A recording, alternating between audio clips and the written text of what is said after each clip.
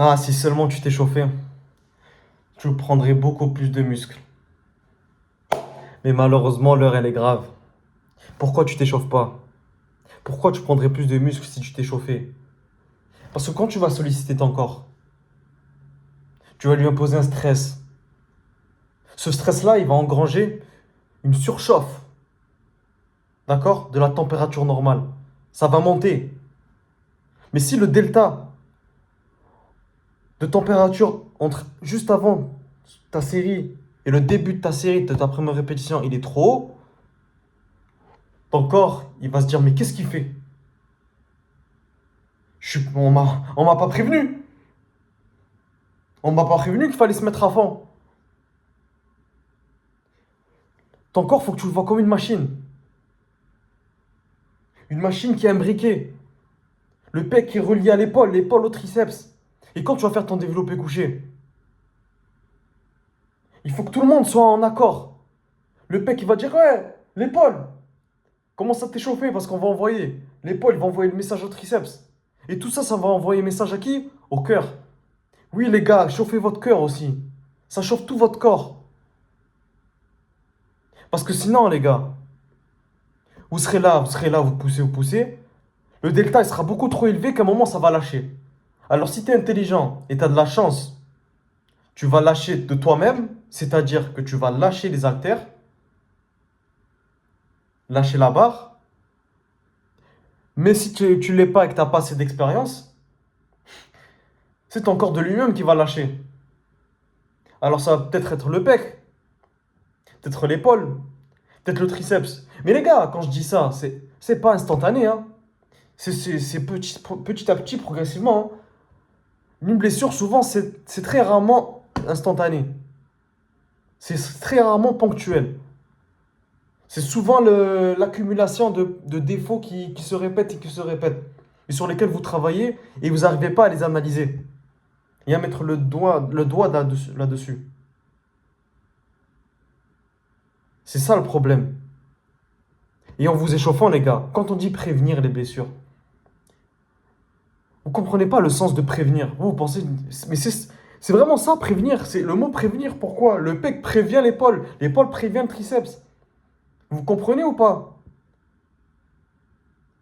Comme ça, au pire des cas, si quand le pec va prévenir l'épaule et l'épaule va renvoyer un message au pec, il va lui dire, ah non, je suis désolé, mais aujourd'hui ça va être compliqué. Tu vas savoir et tu vas pas forcer. Tu feras attention et ça va t'éviter un grand nombre de blessures. Ça va t'éviter une longue période d'inactivité. Ce qui serait dommage. Parce que tu as la foi. Tu es là, tu bosses, tu t'entraînes. Tu as la volonté. Malgré ton emploi du temps chargé, tu persistes, tu persévères. C'est ça qu'il faut. Mais malheureusement, voilà, ça te bloque. Ça te bloque et à la fin, je peux comprendre que tu abandonnes. Ah, c'est compréhensible. Tu persistes et tu vois que ça marche pas. Je t'assure, moi aussi, je suis passé par là, hein. Mais la différence, c'est que moi, je sais pointer du doigt, je sais faire confiance à mon corps. Je sais prendre du repos. Je sais dire stop. Et je sais refuser une semaine d'entraînement, mais pour pouvoir revenir plus fort après. Que de forcer sur une petite série, et à la fin, je suis bloqué pendant minimum 3 semaines. C'est ça, les gars. Le feedback, c'est trop important. Faites un retour, c'est pareil dans tout, les gars. Vous n'avez pas réussi quelque part, vous demandez. Vous revenez. Il faut être capable de retourner cette information. Quand vous allez chez le docteur est fort. Pourquoi? Parce qu'il sait deviner de lui-même d'où ça peut venir. D'accord?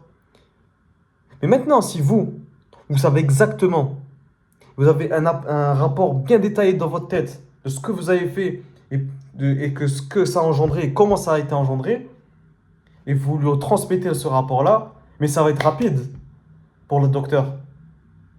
Au lieu de deviner, etc., il va directement comprendre. Et il pourra vous donner le bon traitement. Et quand je prends l'exemple du docteur, les gars, c'est pareil pour l'exemple du coach. Un coach, c'est un docteur pour le corps, pour ta pratique de la musculation. C'est pareil. Donc maintenant, là, j'ai parlé de l'échauffement. J'ai parlé beaucoup d'échauffement parce que c'est trop important. Mais c'est pareil, les gars, on va. Maintenant, j'ai parlé de la psychologie, la mentalité à avoir vis-à-vis de l'échauffement. Mais maintenant, ça t'évite les blessures. Mais comme j'ai dit au tout début, ça va te faire prendre plus de muscles. Parce que oui, ta température corporelle, on parle que de température, les gars, encore. Hein. On parle même pas de science, etc. C'est truc logique. Ta température corporelle, elle est déjà au bon niveau. C'est comme une voiture. Ta voiture, une voiture sportive. Hein? Une voiture sportive. Et toi, tu fais quoi? Tu fais du sport, on est d'accord? Une voiture sportive, tu la laisses tourner un petit peu. 2, 3, 4, 5 minutes. Histoire que ça monte en température. Jusqu'à là, vous me suivez. Mais votre corps pro, ce serait pas la même chose pour votre corps. C'est ça que je comprends pas.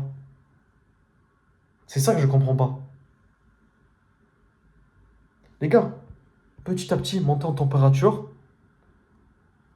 Et quand le moment où il faut envoyer, vous êtes prêts. Comment monter en température, vous allez me dire maintenant? Tout simplement, monter en gamme.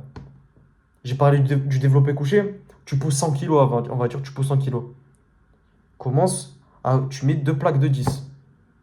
Ensuite, deux plaques de 10, tu rajoutes 5 à côté. Petit à petit. T'as vu, au tout début, tu fais au bar à vide, bien sûr. Hein. Tu t'échauffes, voilà, tu prends ton temps. C'est quoi, c'est 5 minutes qui vont te rater ta vie? Mais non, pas du tout, au contraire. Ces 5 minutes-là, t'en prends soin. Tu t'échauffes, c'est rapide.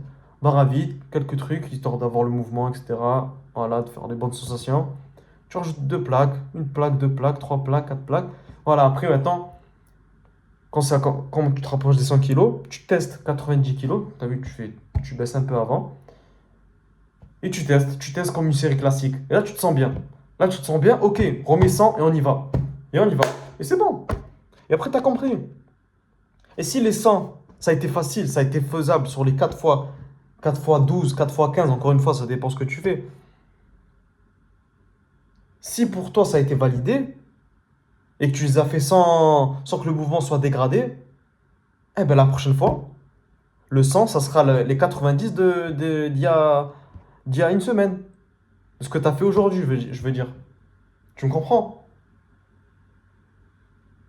Voilà, c'est ça. Maintenant, il y a cette montée en gamme, mais juste avant, j'ai parlé des épaules, les gars. Je l'ai parlé, j'en ai parlé déjà dans une vidéo, je sais plus laquelle, mais je vais en reparler. Les épaules, c'est trop important. C'est trop important. Les gars, pour réchauffer les épaules, c'est simple. Vous avez deux exercices pour réchauffer la coiffe des rotateurs. Allez chercher sur YouTube échauffement coiffe des rotateurs, exercice coiffe des rotateurs. C'est ultra important. Peut-être un jour, je vous le montrerai en salle. Là, je peux pas vous le montrer, je vous le montre comme ça vous pouvez pas comprendre. Mais c'est les exercices qui font quoi? Qui font comme ça, mobilité d'épaule. Oh, wesh, je mets petit à petit les gants. Attends. Voilà, exercice comme ça, ou bien sur le latéral, tu vois. Là, j'essaie, c'est pas bien fait, hein, mais c'est pour te faire comprendre. Tu l'as sûrement déjà vu. Et tu l'as sûrement déjà vu, et tu as sûrement dû te dire à ce moment-là, je n'ai pas besoin. Ouais, je suis passé par là aussi, hein. Mais maintenant que je l'ai appliqué dans mes programmes, premièrement, je suis plus serein. Et ça, c'est sur lequel il faudrait commencer. Vous êtes serein. Les gars, vous savez pas c'est quoi de ne pas être serein physiquement. Vous n'avez pas peur de vous blesser. Vous savez pas c'est quoi parce que vous n'êtes pas encore blessé. Et si tu t'es déjà blessé, tu sais de quoi je parle. Tu sais très bien de quoi je parle. T'as peur d'aller un peu trop en arrière, t'as peur d'aller un peu plus fort. Malheureusement, c'est ça. Eh ben, ces exercices d'échauffement et ces échauffements en globalité, ça va te permettre d'avoir confiance en toi. C'est des petites routines sur lesquelles tu ne dois pas faire le pas. Comme ça, le jour J entre guillemets, l'instant où tu vas vraiment faire ton exercice, tu seras au top mentalement et physiquement, tu seras bien, tu seras chaud, t'es chaud. Ça vient pas par hasard l'expression être chaud. C'est ça, exactement ça les gars. Donc voilà, je t'ai donné les deux exercices principaux. Bien sûr, je t'ai donné ça pour le haut du corps. Il y a aussi des exercices d'échauffement pour le bas du corps, bien sûr, mais on en reviendra. De toute façon, je pense que je ferai une vidéo détaillée des exercices d'échauffement. Là, j'ai parlé de l'échauffement en globalité. Vous m'avez bien compris. Voilà, je pense que ça fait 10 minutes 30 de vidéo. Ça suffit largement pour que tu comprennes que l'échauffement, c'est important et que ça te fera prendre du muscle sur le long terme. Parce que oui, le long terme, c'est quoi? C'est si tu arrives à répéter plusieurs fois ces opérations sur le long terme, le plus de fois possible, eh ben, c'est là où tu vas prendre le plus de muscles possible. Sauf que si tu t'échauffes pas et que tu te blesses, eh ben, cette capacité à répéter, elle sera grandement diminuée. Mais bref, c'est quelque chose de simple encore une fois. Mangez bien, entraînez-vous bien, dormez bien et maintenant échauffez-vous bien. Et salut.